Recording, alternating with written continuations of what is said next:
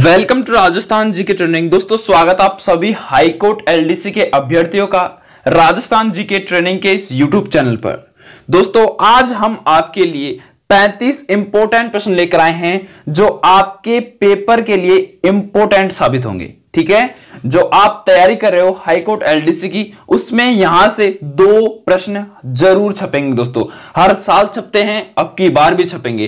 35 प्रश्नों में से अगर आपके 2 प्रश्न मिल जाते हैं तो कितनी बड़ी बात होगी दोस्तों ये। ठीक है, तो 2 प्रश्न के लिए आपको इस वीडियो को पूरी पेशेंस बनाकर अंत तक देखना है। तो चलिए दोस्तों शुरू करते हैं। आपसे मैं 35 प्रश्न पूछूंगा और 35 प्रश्न साझा करूंगा। उनमें से आपको नीचे कमेंट के माध्यम से बताना है कि आपके कितने प्रश्न सही होते हैं। ठीक है, वैसे मैं सभी का आंसर आपको सटीक तरीके से देने की कोशिश करूंगा।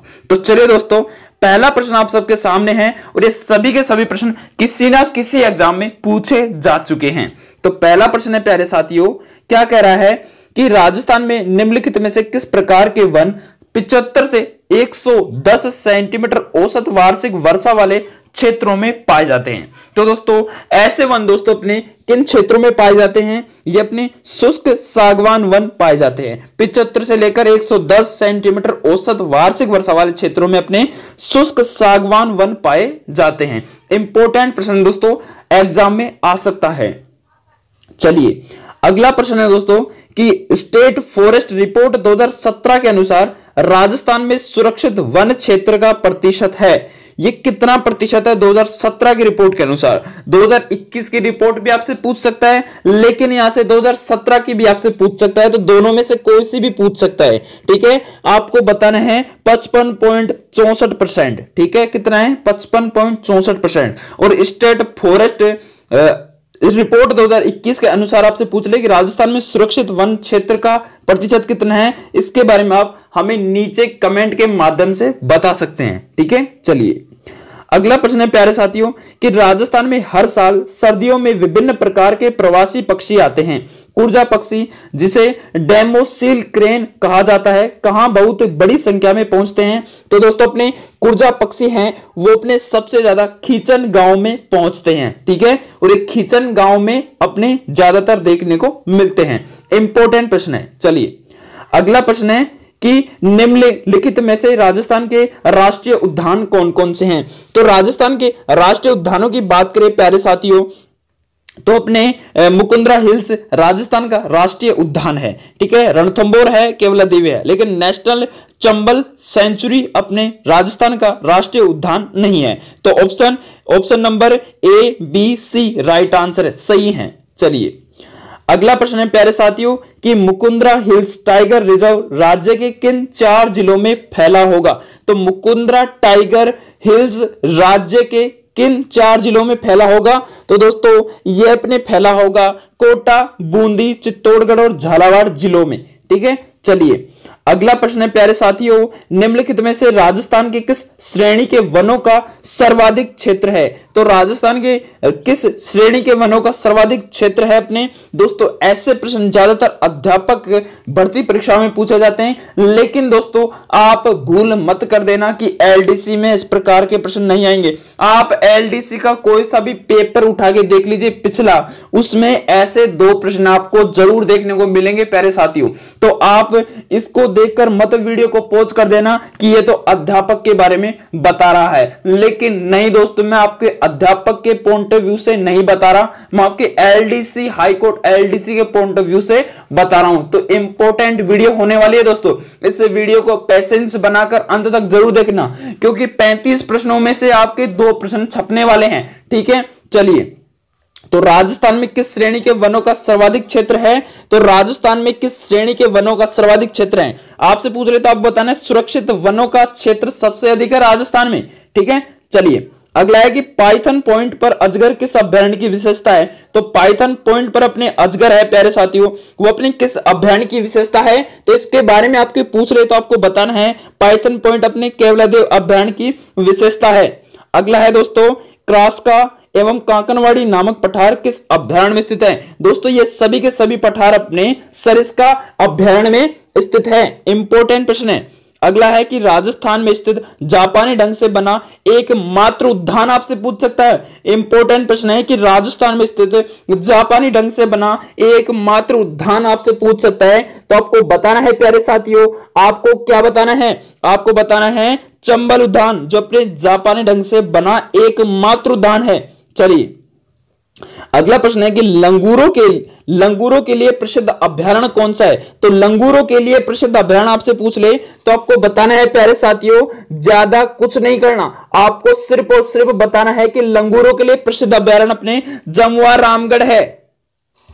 अगला प्रश्न है प्यारे साथियों कि वह स्थान जहां राज्य पक्षी गोडावण पाया जाता है। सबको पता है दोस्तों अपने राज्य पक्षी गोडावण अपने कहां पे पाया जाता है, ये अपने दोस्तों सौखलिया में पाए जाते हैं, सौखलिया। और ये सौखलिया स्थान कहां पे, आप नीचे कमेंट के माध्यम से हमें बताएंगे, ठीक है। अगर आपने सही जवाब दिया तो मैं आपका कमेंट पिन करूंगा, जिससे सभी विद्यार्थियों को पता चल सकेगा कि सौखलिया स्थान अपने कहां पे है। चलिए अगला प्रश्न है कि राजस्थान के राज्य वृक्ष खेजड़ी का अन्य दूसरा नाम कौन सा है। तो राजस्थान के राज्य वृक्ष खेजड़ी का अन्य नाम आपसे पूछ ले तो आपको क्या बताना है प्यारे साथियों, आपको बताना है इसको जांटी भी कहा जाता है और शमी भी कहा जाता है। उपरोक्त तो दोनों राइट आंसर हो जाएंगे।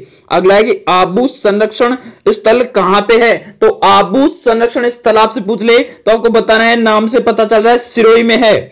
चलिए अगला है कि राजस्थान में आखेट निषिद्ध क्षेत्र कितने हैं। तो राजस्थान में आखेट निषिद्ध क्षेत्र आपसे पूछ ले तो आपको बताना है 33 है, ठीक है 33 है। अब ये मत समझ लेना कि 33 जिलों में 33 है, कई कई जिलों में 2-2 3-3 भी है और किसी जिले में तो एक भी नहीं है, तो ये भूल कभी मत कर देना, ठीक है। चलिए अगला प्रश्न है कि ऑपरेशन खेजड़ी की शुरुआत कब की गई थी। तो ऑपरेशन खेजड़ी की शुरुआत आपसे पूछ ले, आपको बताना है प्यारे साथियों 1991 में की गई थी, ठीक है। चलिए अगला है कि विश्व वानिकी दिवस कब आयोजित किया जाता है। तो विश्व वानिकी दिवस आपसे पूछ ले 21 मार्च करना है, 21 मार्च को, यानी कि इसी मार्च के महीने में आने वाला है। अमृता देवी मृगवन किस जिले में स्थित है। तो अमृता देवी मृगवन आपसे पूछ ले, आपको बताना है जोधपुर जिले में स्थित है। चलिए अगला प्रश्न है कि एशिया की सबसे बड़ी प्रजनन स्थली किस शहर में स्थित है। तो एशिया की सबसे बड़ी प्रजनन स्थली आपसे पूछ ले, ये अपने प्यारे साथियों भरतपुर में स्थित है। क्यों है, पक्षियों के कारण स्थित है, यानी कि पक्षी अभयारण्य है ना, इसलिए इसे कहा जाता है, ठीक है। चलिए अगला प्रश्न है कि बाघों का घर किसे कहा जाता है। तो सबको पता है बाघों का घर प्यारे साथियों अपने किसे कहा जाता है, बाघों का घर। आप बताओ कि बाघों का घर किसे कहा जाता है। रणथंभौर अभयारण्य को कहा जाता है बाघों का घर।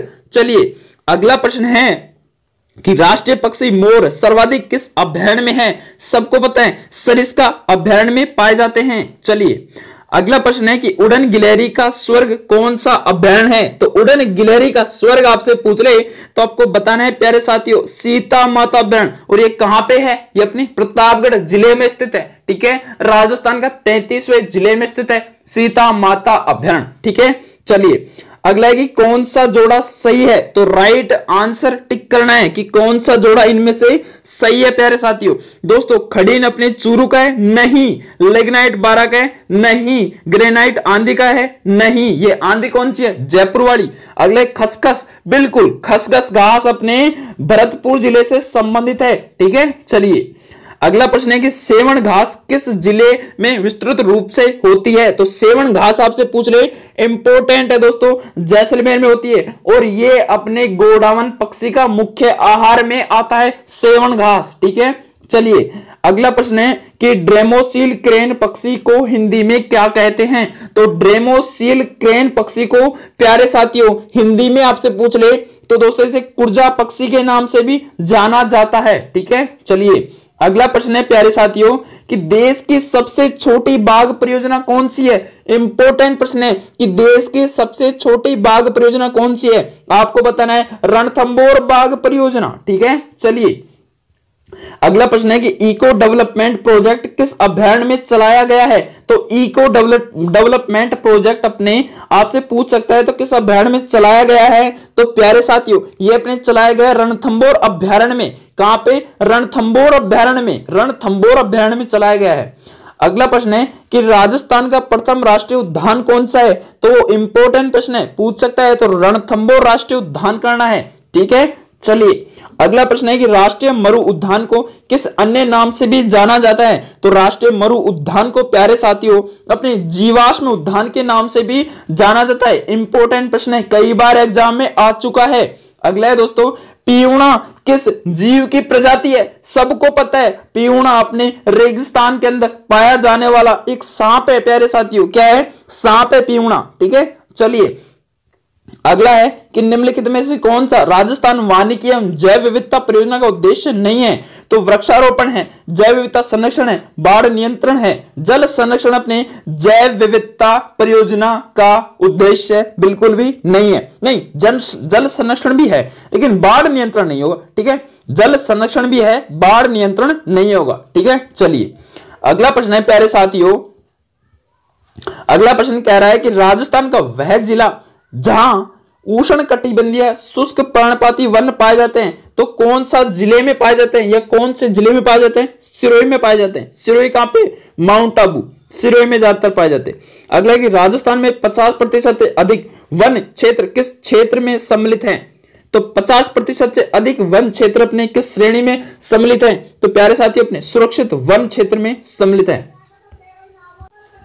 अगला प्रश्न है प्यारे साथियों कि राजस्थान में निम्नलिखित में से कौन से दो जिले सर्वाधिक वन क्षेत्र रखते हैं, तो ऐसे कौन से जिले हैं राजस्थान के जो सर्वाधिक वन क्षेत्र रखते हैं, तो दोस्तों अपने उदयपुर अलवर। इंपॉर्टेंट प्रश्न है, 2021 में इनकी ही बात होती है सबसे पहले। ठीक है, चलिए अगला प्रश्न है कि राजस्थान का सर्वाधिक वन क्षेत्र वाला जिला आपसे पूछ सकता है, तो सर्वाधिक वन क्षेत्र वाला जिला आपसे पूछ ले, आपको बताना है उदयपुर। उदयपुर के बाद आता है अलवर। ठीक है, चलिए अगला है कि राजस्थान में दर्रा अभयारण्य कहां पे, इंपॉर्टेंट प्रश्न है। राजस्थान में दर्रा अभयारण्य अपने कोटा जिले में स्थित है। कहां पे, कोटा जिले में। अगला प्रश्न है कि निम्नलिखित में से कौन सा सही सम्मिलित है, मुकुंदरा हिल्स माउंट आबू नहीं, सरिस्का सवाई माधोपुर नहीं, रणथंभौर करौली नहीं, केवलादेव भरतपुर बिल्कुल सही आंसर है। चलिए अगला प्रश्न है कि संकटग्रस्त पादपों के नाम सूचीबद्ध किए जाते हैं, तो संकटग्रस्त पादपों के नाम दोस्तों अपने